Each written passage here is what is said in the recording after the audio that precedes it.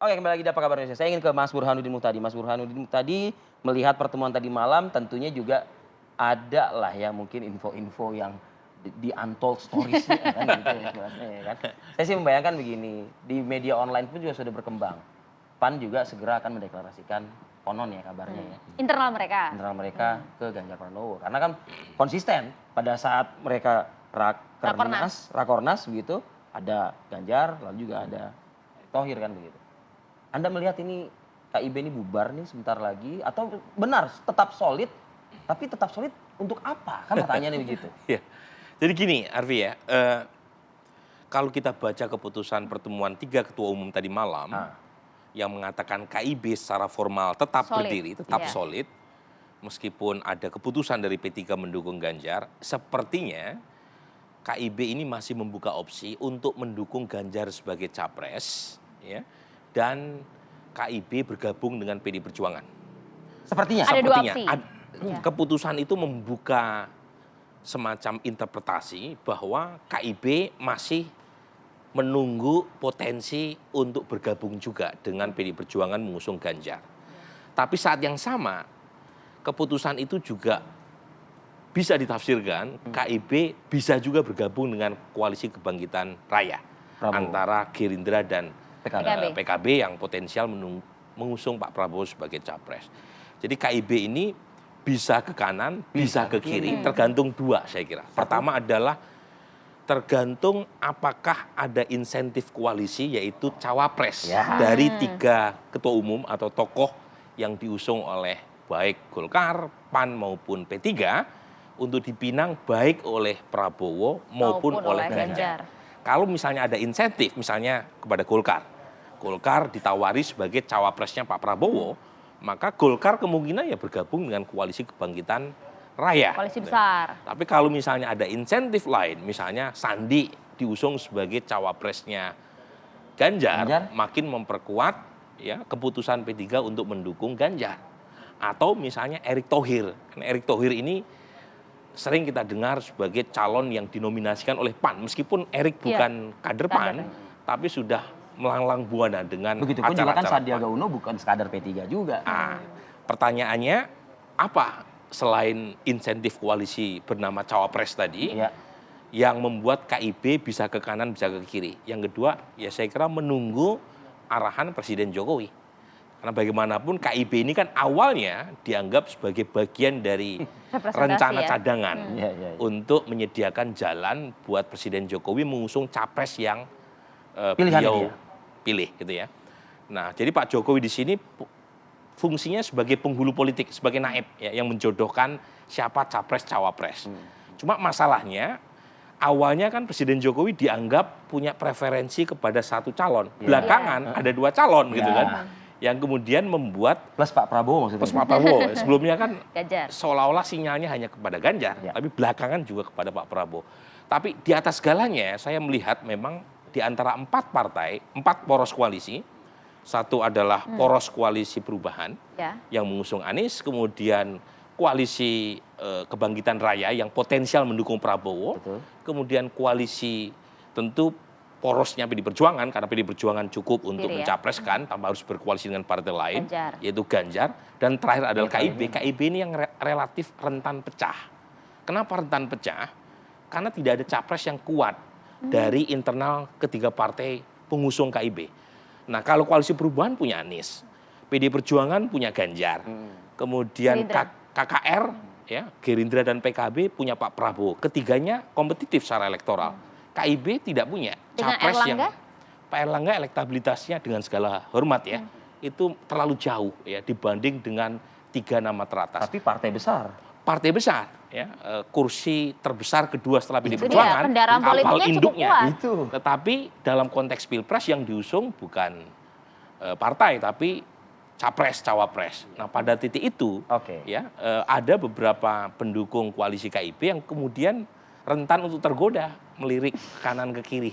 Dan godaan pertama sudah terkonfirmasi Dari P3. pilihan P3 untuk mendukung Ganjar sebelum KIB mengambil keputusan bersama. Menarik Mas Burhan. Kalau tadi Mas Burhan sampaikan dari versi KIB-nya yang masih bisa melirik ke sisi kanan maupun ke sisi kiri. Tapi saya ingin ke Prof. Karin untuk menanyakan apakah nanti untuk bergeser, bergabung dengan KIR, Gerindra juga PKB, ataukah kemudian bergabung mendukung Ganjar Pranowo, akankah struktur dari KIB ini masih tetap solid dengan 3 partai di dalamnya? Ada Golkar, PAN, dan juga P3, Prof. Karin. Atau justru nanti akan berbeda nih polanya? Ya, tadinya saya mengira KIB ini akan menjadi kekuatan ya, salah satu kekuatan yang ikut kontestasi, tapi ternyata dari apa yang dikatakan Pak Erlangga, ternyata KIB ini seperti konfederasi yang sangat longgar, yang sangat cair, yang sangat menghormati keputusan internal masing-masing, dan kemudian dikatakan juga di ujung nanti KIB akan membawa aspirasi masing-masing partai. Dan itu sangat terkonfirmasi ketika P3 mengambil jalan yang lain, jalan yang berbeda. Artinya bukan hanya menolak tawaran calon presiden yang ada di dalam, tapi dia jelas-jelas memilih jalan yang lain. Nah, saya melihat pergeseran itu sangat terbuka. Hanya kita melihat ada perbedaan secara psikologis apa yang dialami oleh Partai Golkar dengan P3 dan PAN. P3 dan PAN saya rasa langkahnya akan ringan-ringan saja, seringan P3 memutuskan untuk menjagokan Ganjar, mengusung Ganjar. Demikian juga PAN. Karena apa? Karena selain sayup-sayup di daerah sudah disebut-sebut calon presiden, wakil presiden di luar yang ada di koalisi, juga kedua ketua umum ini kan tidak ditugasi partainya, baik Munas, Rapim, untuk maju sebagai calon presiden. Nah, ini berbeda dengan Partai Golkar. Jadi ini yang menurut saya akan membuat Partai Golkar makin seperti mendayung di antara 2 karang gitu ya. Yang pertama, dia akan memainkan tarikan dari koalisi yang dibangun oleh Gerindra dengan PKB. Di sisi lain juga akan mempertimbangkan tarikan yang dibangun oleh PDIP. Hanya masalahnya saya melihat secara historis kedekatan Golkar dengan Gerindra itu jauh lebih baik, karena saya melihat filogeni atau sejarah kekerabatan Gerindra itu kan Golkar. Nah, hanya yang akan menjadi kuncinya adalah bagaimana komunikasi yang dilakukan oleh Presiden Joko Widodo dalam menghela lokomotif koalisi partai pendukung pemerintah. Meskipun ini sesuatu yang baru dan agak menabrak kepala saya gitu ya. Sebab saya melihat baru kali ini Presiden terang-terangan turun di dalam kontestasi politik yang begitu vulgar ini. Dan ini juga memberikan penanda bahwa ketika petahana tidak ada lagi di 2024, tetapi bayang-bayang petahana sangat nampak, dan ini saya yakin akan sangat menjadi bahan pertimbangan bagi PAN, P3, dan Golkar. Meskipun kita tahu P3 sudah mengambil langkah, Golkar saya yakin sudah ancang-ancang dan arahnya tidak akan jauh berbeda saya lihat dengan P3, karena suara-suara di daerah juga nyaring untuk presidennya meskipun pada level wapres berbeda. Nah, tinggal Golkar, apakah akan ke ke Gerindra, PKB, atau ke Ganjar.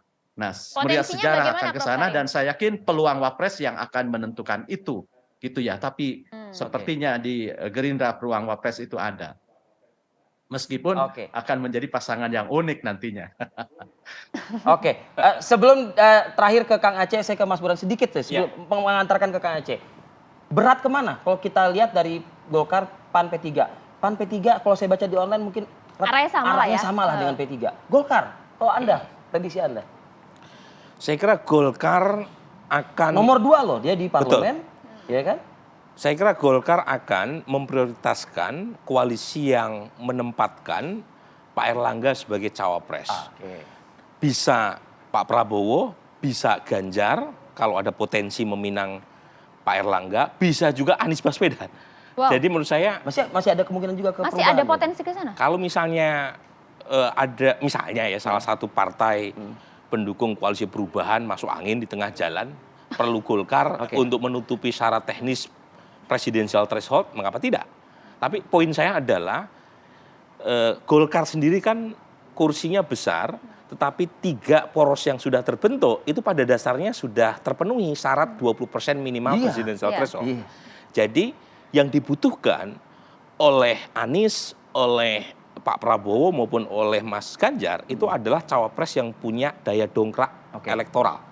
Nah, tetapi kalau misalnya 3 poros ini tiba-tiba ada yang masuk angin di tengah jalan dan kekurangan syarat teknis untuk memenuhi 20% presidensial threshold, Golkar menjadi menentukan. Nah, jadi meskipun misalnya elektabilitas Pak Erlangga kurang kompetitif, tapi kalau ada salah satu partai di tengah jalan tiba-tiba tarik dukungan, maka Golkar masuk dengan membawa term of condition-nya namanya Pak Erlangga sebagai cawapres. Kang Aceh, potensi tersebut dijelaskan tadi baik oleh Prof. Karim dan juga Mas Burhan. Tanggapan Anda? Kang. Kami terus mendorong dan menggagas wacana tentang koalisi besar itu ya. Kenapa kami menggagas tentang koalisi besar? Tentu semangatnya adalah bahwa ke depan Indonesia ini membutuhkan satu kekuatan politik yang yang kuat gitu ya, baik pra pemilu 2024 maupun pasca pemilu nanti 2024. Karena apa yang dilakukan oleh Partai Golkar, semangatnya adalah bahwa kita ingin pemerintahan ke depan mampu untuk meneruskan pemerintahan Presiden Jokowi dengan kekuatan yang betul-betul tercipta stabilitas pemerintahan yang kuat. Nah, soal tadi yang disampaikan oleh Mas Burhan maupun Prof. Karim, saya kira opsi bagi Partai Golkar masih sangat terbuka. Ya, kita melakukan komunikasi yang intensif dengan Pak Prabowo sebagai Ketua Umum Gerindra yang tadi disebut-sebut sebagai calon presiden. Kita pun juga melakukan komunikasi dengan Caimin dari PKB dan bahkan sebelumnya kita melakukan komunikasi dengan Pak Surya Paloh, ya, dengan partai-partai yang lain gitu, yang memang saya kira punya kesamaan pandangan terkait dengan bagaimana kita melangkah ke depan terkait dengan pembangunan yang akan kita lakukan. Gitu. Karena bagaimanapun bagi Partai Golkar, ya, kenapa kita tetap ingin Pak Erlangga menjadi calon presiden? Karena ini bagian yang harus ditempuh. Mekanisme internal kita memang mengharuskan demikian. Nah, artinya belum ada titik temu hingga saat ini ya Kang Aceh ya? Kalau komunikasi kan sangat terbuka dengan siapapun. Jadi karena kami memiliki opsi yang sangat mungkin dengan tadi disampaikan oleh Mas Burhan, maka tentu yang penting buat kami adalah kami ingin chemistry-nya, kenyamanan kami dalam berkoalisi itu betul-betul didasarkan pada satu kesamaan gagasan.